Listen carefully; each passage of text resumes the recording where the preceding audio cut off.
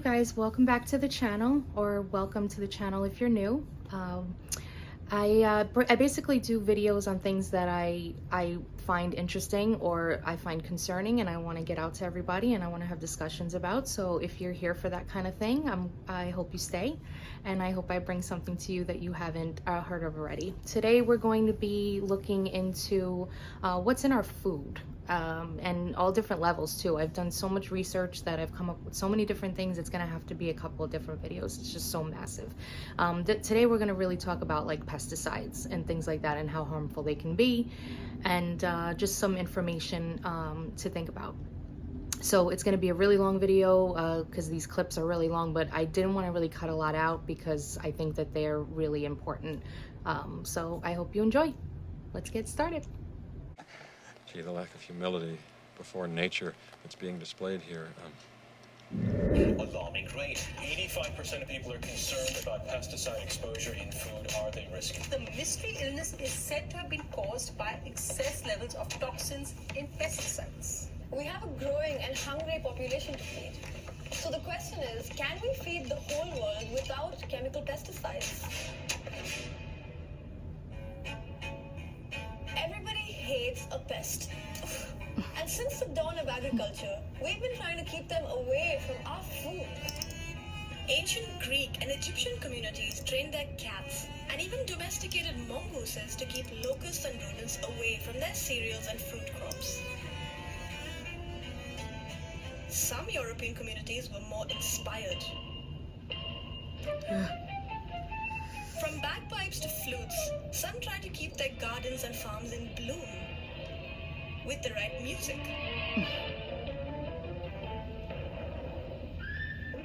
But even in the 20th century, we saw ludicrous methods of pest control, like in China, where the entire country declared war on mosquitoes, flies, sparrows, and rats, killing millions of each. And you know what? Actually, sorry to pause it. I know you guys, some of you guys hate when I pause and you just want to play the video, but I have to speak when I have something to say. I just read up on this, the, what is it called? The Sparrow Campaign. I believe that went through China during the Mao regime, and it basically was because they figured that the sparrows were eating up all the crops and everything, so they launched a huge campaign to get rid of all the sparrows. I mean, even trained kids in school how to kill them and all this stuff, and you know, you saved it so you could show it, that you could show that you're doing your part. And they killed, and then they realized that the sparrows were actually eating the insects that were eating more of the crops, so they were balancing that out. And when that happened, then, you know, kind of the insects had free reign. I mean, there's a lot more to it. I'm not an expert on it, but that was a very interesting read. Keeping pests away in whatever way possible has been necessary to avoid famines and increase food availability. But pest control really blew up in the global north in the post-war pesticide era, where chemicals were synthesized from organic compounds and used widely for the first time. This was a huge leap forward as crop yields shot up and the developing world had its so-called Green Revolution. Chemical fertilizers and pesticides flooded the market, and high-yielding seeds began to be used across the global south. Some estimates say it saved over 100 million lives in countries that were on the verge of a food crisis. For a while, economies prospered as more people were fed. It seemed like a magical solution had been found. Lately, however, this method of farming has seen a lot of critics. The one thing you're not allowed to think the Green Revolution is some magical chemical intervention that succeeded in feeding the world, because we've never reached that stage under, you know, the past 200 years for sure. Raj Patel is a well-known food expert who believes the Green Revolution has caused more damage than good in the long term. Yield is getting more per unit of area of any given crop. Now, you can do that by improving the genetics of the crop and then throwing chemicals at the ground, and for a while that might work. In the long term, of course, what you end up with is causing all kinds of soil chemistry problems. And so, for example, in Punjab in India right now, in the epicenter of the Green Revolution, you see soil fertility plummeting. One intrinsic problem is the way in which pesticides work. you have this thing that is called the pesticide treadmill. The more pesticide you apply, the more you need to apply. It's almost like a junkie. You get addicted to it, no? The more you take, the less effective it becomes, and the more you need to apply. Yvette Perfecto has spent her career studying herbivores and pests and how they react and respond to pesticides. It's like us evolving resistant to an antibiotic, no? If they are effective to some extent, but then eventually, especially if you abuse them, then you evolve resistant to them. The same thing happened with insects. They evolve resistance to the pesticides. So the more you apply, the more resistant the population become, and the less effective the pesticide becomes. Coating the soil indiscriminately also leads to other species dying off.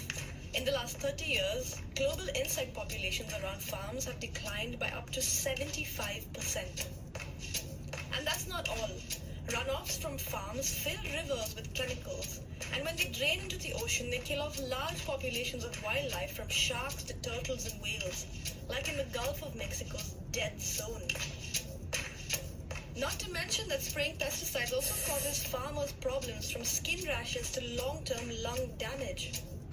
And the residues that remain on produce can cause long-term health conditions among the people that eat the fruits and vegetables. That's a lot of negatives. But proponents of industrial farming say alternatives are either too expensive to scale worldwide or use too much land, especially as our remaining forests need protection now more than ever. But is this still true? Organic is the umbrella term for anything grown without chemical pesticides. Regulation for what is and isn't organic vary by country, but generally fall in line with natural biological systems and protecting water, soil, air, and biodiversity. Organic farming methods can include introducing natural predators to keep pests away, or growing multiple crops to improve soil health, and even using organic pesticides that are generally less toxic than chemicals. This does lead to more land needed for agriculture and less yield overall. The jury's still out on whether organic food is actually much more nutritious. But what is certain is that organic vegetables contain far fewer pesticide residues and are therefore healthier. But there are a lot of grey areas. Organic farms can be small scale and cater to local communities, or they can be large and industrial, transporting food over large distances, sometimes overseas. So not all organic farms mean local and happy and pure. Do your research. With so many ifs and buts, how do the two compare? We had looked at 40 years of all the studies done comparing organic with conventional farming. Reginald and his team found that while conventional farms produce 10 to 20% higher yields, organic farming is not only better for the environment, but, and most surprisingly, it was more profitable, significantly so.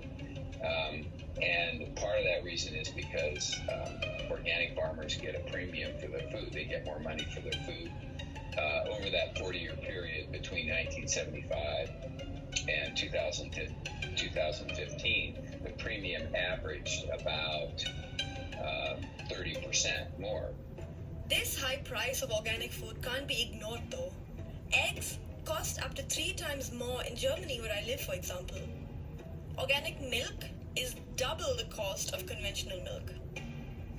But at the moment, of all the farmland around the world, the share of completely organic farms is just 1.5%. As this grows, the price of organic produce is expected to fall to make organic food more accessible. In fact, prices have already largely started to fall in the last 10 years around the world. That's good. But do we need to cut down more forests? Or can organic yields sustain the world? Our studies show very convincingly that that given the yields that are produced in organic agriculture and the amount of food that is needed to satisfy the nutritional requirement of the human population, that it is possible with organic agriculture to produce enough food to feed everybody. Yeah, and you know what else too? That was a really great video. And this is why, like, I feel like I have to do a few videos, because doing all this research and everything, and I'm in no way an expert. I'm not a doctor. I'm not an agricultural specialist. No way, shape, or form. I'm just a novice. I'm just trying to do my best, look around, and just get some information together. But I've found so many great videos, so many great articles, and I was just like, this thing is massive. There's no way I can do this all in one video, do it justice. And I really want to get it all out to you guys, you know, in one nice package that you can watch a couple of different videos on the same subject. So yeah.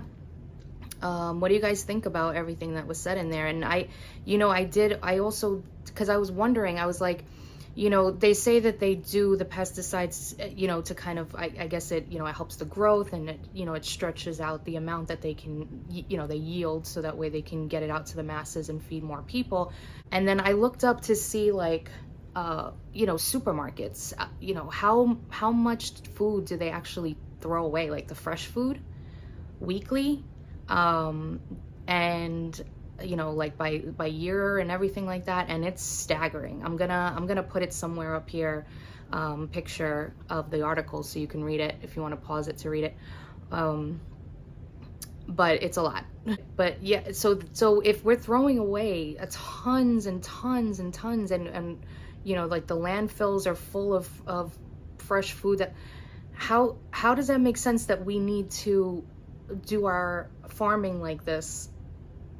You know, like, shouldn't it be that, like, every single piece of food is used and used to the brim, and we don't have enough to feed everybody else? Like, I think that we can scale back on this production to make it, you know, to account for doing it organically and still have enough to feed everybody. From what everybody's saying, there's a lot of you know, diseases that can come from the pesticides. There's a lot of studies that just haven't been fully passed in courts. There's actually another video, I think that was R.F. Kennedy Jr. He was on the Joe Rogan podcast, and he talks about glyphosate that's in the Roundup pesticides. And it's really, actually really crazy what he says. When we sued Monsanto, there's many diseases that are linked to glyphosate exposure, including non-alcoholic fatty liver cancers are very closely linked, a lot of kidney diseases, and then severe damage to the microbiome, because it's designed to kill plants,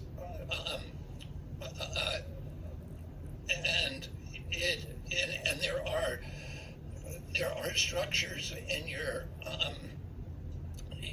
gut biome that are critical structures in your gut biome, which have plant-like metabolisms which are destroyed by glyphosate. And so, you know, what happened is glyphosate was originally developed as a tank scalant. So to scale the calcium and other deposits, metal deposits, rust deposits from the inside of, you know, underground tanks. And in 1973, Monsanto had to stop producing DDT because, you know, we passed the laws at that time, and that was its flagship product. It needed another product, and it figured out that glyphosate, somebody at some point apparently threw some glyphosate on the, you know, out in the back in the yard, and everything like green died where they touched it, where it touched the glyphosate. And so somebody said, oh, this will be a good herbicide because it kills all plants.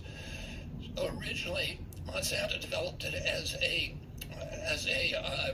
herbicide, but the way that it was applied initially from 1973 to 1993 was in backpack sprayers. So guys would walk down the corn rows early in the season when the corn was competing with nearby weeds for sunlight, and they would shoot the individual weeds.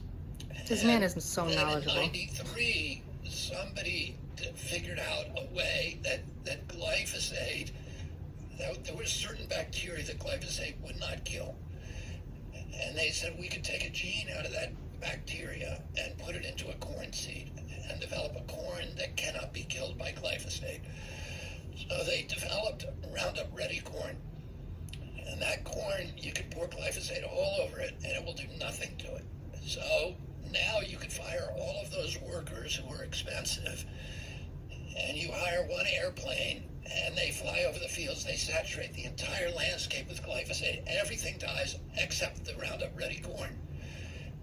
And within a couple of years, Roundup Ready corn was now on 90% of the corn, 95% of the corn in the United States is now Roundup Ready corn. And so, but it was still being, and then they developed it for soybean and for barley, for sorghum, for a lot of other plants. But it was still being applied early in the season. And then in around 2006, they discovered that if you sprayed it on wheat late in the season, it would desiccate the wheat. In other words, it would dry it out. And one of the big losses for farmers in wheat is if it rains during the harvest season, you can't harvest it because it gets moldy. And so if you can spray a desiccant on it and dries it out and kills it, you can harvest it right away and it won't get moldy. So all the wheat in our country started being sprayed that year in 2006 with glyphosate, and that's the year you saw this explosion of celiac diseases and gluten allergies and all of this stuff that people, that you may have noticed around then. But they also did. The first time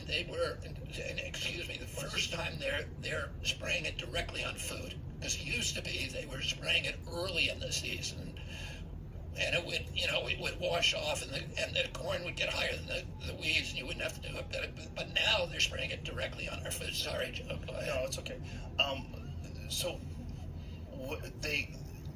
when they started doing this, there's a direct result? Like you can see the increase in celiac disease. You can see. Is this like documented? Well, no. These are. No, that's not documented. But there's a whole range of diseases that are now, that people the science, different levels of science have linked to glyphosate exposure. Here's the thing: when you litigate, when you're suing somebody for a chemical exposure, you have to go through a threshold called the Daubert hearing. And the Daubert hearing is a hearing that says, is there sufficient science that it's now considered kind of mainstream that we can show this to a jury? And the judge has to make that decision, because the judge doesn't want people saying, coming in and saying, loud noises made me crazy. Right? There has to be before, and then a good attorney might be able to convince a jury that you have to show enough data because you hear a loud noise.